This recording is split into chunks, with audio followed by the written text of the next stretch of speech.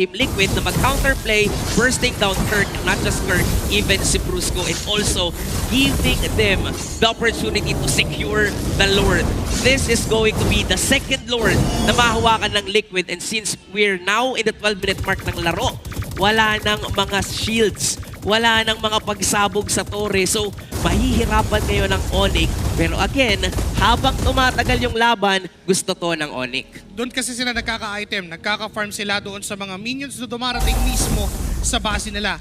Pero if we're gonna look at the entirety of this game, lahat ng objectives ay nakuha ng Team Liquid.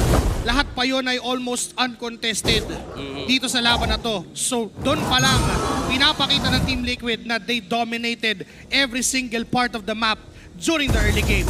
Magkakasabay pang mamarcha dito yung mga minions. May kasama pa silang Lord. Diyan sa gitna, Mountain Shocker, ginamit na, nag-flicker pa si Sanford. Si King Kong ang gusto ng targetin, pero mukhang maiipit na rin.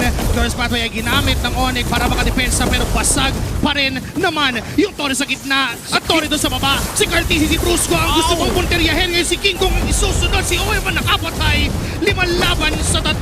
May Lord pa silang daladala. Double ba? Makatok sa base, unti-unti nang sinisira. Team Liquid Philippines ang makakaunang hakbang.